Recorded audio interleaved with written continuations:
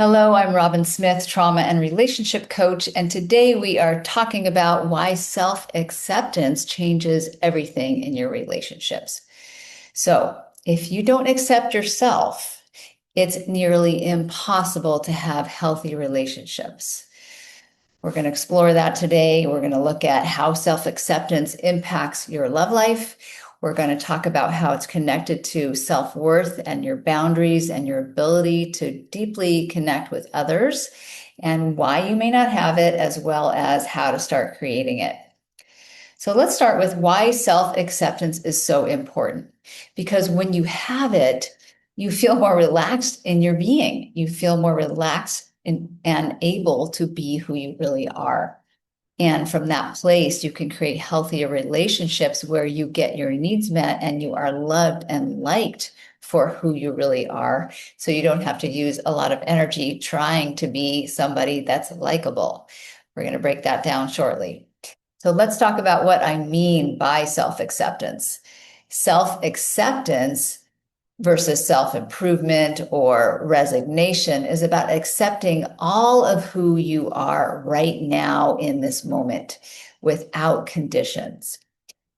It's deeply related to your sense of self-worth, but it's not exactly the same thing. So you having a decent sense of self-worth supports your capacity to accept yourself. So when you feel worthy and valuable in who you are more likely to have self-acceptance. It doesn't mean self-acceptance doesn't mean that you like everything about who you are and that you don't want to work to change some things, but it means that you're okay with who you are right now, even with your flaws and your imperfections and the mistakes that you might be making. Resignation is more like this feeling of I'm never going to change. So it's definitely not that. It's different from resignation. And self-acceptance involves compassion towards yourself and an understanding about your flaws, knowing that like every other human, you have flaws, you have imperfections, and you're okay with that. This feeling of I'm okay and I'm a work in progress. So I'm going to be different next year. I'm growing, I'm evolving. And what I love about self-acceptance is it's the opposite of being self-critical. So when you're in self-criticism, you're pointing out all your flaws and you're magnifying your flaws and you're not feeling okay because of your flaws. Whereas with self-acceptance, you're okay even with your flaws. Super different. So we have to remember that this is a process. Self-acceptance takes time to cultivate. You don't get to have it overnight.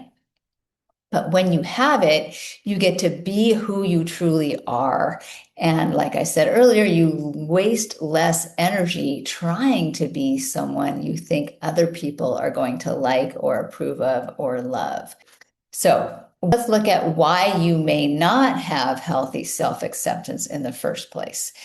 So it can come from early trauma or conditioning that shapes your identity and your sense of value and worth.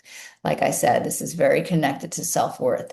So some examples are when your caregivers couldn't attune to you, they couldn't tend to your needs, or they didn't even try, they ignored you, they neglected you. That might create a low sense of worth, like I'm not even worthy of getting my needs met.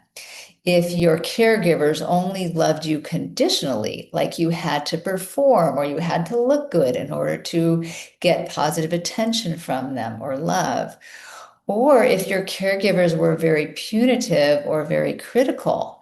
So there was a flavor of you have to be better in order to be liked or loved.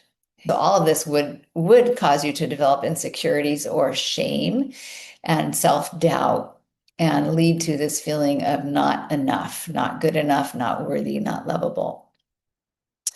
And so this can happen from experiences where you were not cared for like you needed to be, but especially if it was happening chronically. So repeatedly over time. So instead of it being a one-time event, this is more likely your identity is impacted from long-term experiences of being forgotten, being neglected, being told there's something wrong with you, being physically or emotionally abused, but even more subtle things like somebody's away all the time, and so you're not getting the attention you need.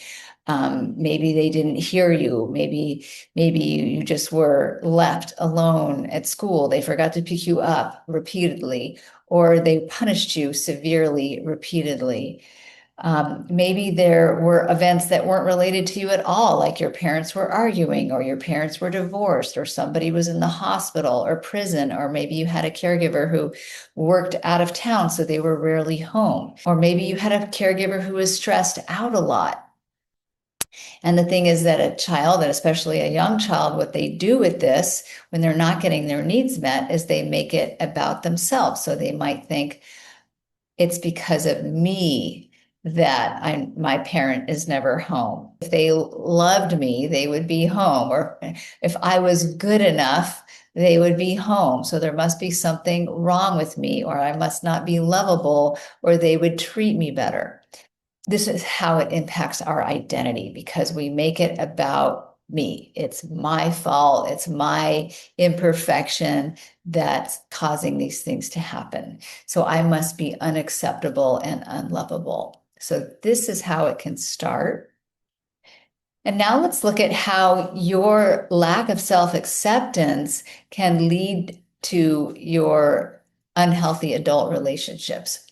So when you don't feel good enough, and when you don't feel valuable or lovable, and you feel unacceptable, then you're more likely to outsource your acceptance, to look to others to accept you, because you don't feel acceptable and you want to be acceptable. You don't know how to accept yourself, so you hope others will accept you.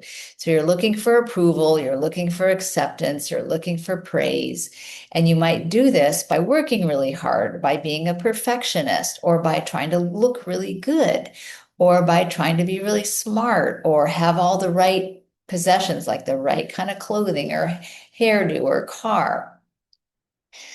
You might do it by people pleasing, by saying yes, even when you want to say no, or by being whatever you think people want you to be in order to be acceptable. So the problem with this is it takes a lot of energy to do this, because you're not just relaxing and showing up as you are, you're putting in all this effort to try to be liked and approved of with all these strategies that may or may not work for you. And so from this place, when you're looking for approval, outsourcing your acceptance, trying hard to be accepted, and you create relationships from that place, from a place of you not being authentically you, then you are likely to have relationships based on the aspects that you're trying to be, but not those that you truly are. So people might like who you're showing up as, beautiful, smart, sexy, whatever it is, but they may not like who you really are when you're just relaxed. And so then you have these relationships not based on your authentic self, but based on your mask, your persona that you're putting on. And then you never get to feel like you can relax, because you're always trying to get approval or get liked. So it's not sustainable. And then your relationships are also not deep, because they're based on the superficial qualities. The other thing that can happen in relationships is you might choose partners who reflect your own lack of self-acceptance or your own inner criticism. And so you might choose partners who criticize you just the way you criticize you, or who tell you you're not good enough just like you do. So partners who reflect back to you what you already think about yourself. So that's not healthy, obviously. Or you may find partners who reinforce your beliefs that you're not lovable and they only love you conditionally, like they're trying to change you. If you would only dress like this, or lose 15 pounds, or walk more sexy, or get a new job, or whatever, then you'll be acceptable. So again, you're going to have a relationship not based on who you are, but who somebody wants you to be. You may also choose partners who aren't available to you physically or emotionally, and don't give you the attention that you need and desire, because that's what was familiar to you in your early life. So then you're constantly feeling not good enough, unacceptable, unlovable, unlikable. And it's reinforcing these old beliefs that you've carried. And this can happen, by the way, not only in intimate relationships, but in any kind of relationships with friends, with people at work, with other family members. So now let's look at how self-acceptance, when you have it, can transform your relationships. So when you have a healthy sense of self-worth and self-acceptance, you can start attracting people who actually do respect you and like you for who you truly are. So based on that, you're going to have more authentic relationships where you can feel more able to show your true self because you accept that part and you're not trying to hide it. So you get to be more authentic and relaxed and be loved and liked for that true sense of who you are. And then you get to be more available in that natural self, like I said, because you're not trying to work so hard not to be yourself. And so you're more likely to have harmony in your relationship, less likely to get reactive in conflicts, because people tend to get reactive sometimes in conflicts when they take things too personally. If you think someone's mad at you and then you take it personally, like you think I'm not good enough or you're going to leave me and you don't like me and I'm not lovable, that's going to get in the way of your ability to have a healthy conflict or a disagreement where you can get through it. But when you take it too personally, it gets bigger and you create more distance and more hurt feelings. So you are likely to have less of that when you have more self-acceptance. I have a client who I want to tell you about briefly. We'll call her Bonnie. And she was in a very long-term and unhappy marriage, but she was too afraid and anxious to leave because that anxiety was just really in her way of speaking up for herself and being authentic and speaking her truth. And she couldn't stand up for herself when I met her. And so she stayed silent a lot and she was frustrated and she felt really alone, but she was trying to keep the peace and trying to be liked. And yet inside she felt not good enough. And she had a lot of inner shame and staying small. Through our work, she started to feel her sense of value and worth, and she started to accept herself and to accept all of herself, her needs and her feelings and her desires. And she started to speak up and set boundaries about what was okay and not okay in her relationship. And as she got to do this, she felt more and more empowered because she was standing in the value that she was feeling from this new place. And so she became less anxious, less afraid to be her authentic self. She began to feel better physically because she had a lot of health issues when I first met her. She started to get out in the world more and work again and play again and make new friends. And she's more healthy and happy now than she had been in a very long time. So hopefully that's inspiring to you and you can see how important self-acceptance is for your own well-being as well as for your capacity to have healthy relationships. So if you want changes like Bonnie had, then you do need to start with a commitment to yourself. So that's going to be my step one for you. The first part in shifting towards self-acceptance is making a commitment to the process. Like I said, it's a process. It's not going to happen overnight. So when you make a commitment to learning how to value yourself and do something different, whether it's getting support like coaching or therapy or doing practices, then you are saying to yourself, I deserve it.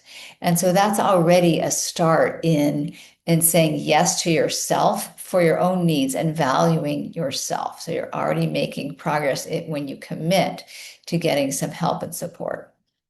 And then another simple thing that you can do to cultivate self-acceptance is start by identifying the critical thoughts in your head. All those voices that say, you're messing it up, you're a loser, you did it wrong, no one's going to like you, I'm not good enough, I'm not smart enough, I'm not pretty enough, I'm not thin enough, whatever it is that keeps you feeling small and unlovable. So notice those thoughts for yourself, and as soon as you can, try and turn it around with, I can be okay, even though maybe I didn't say it the way I would have liked to say it.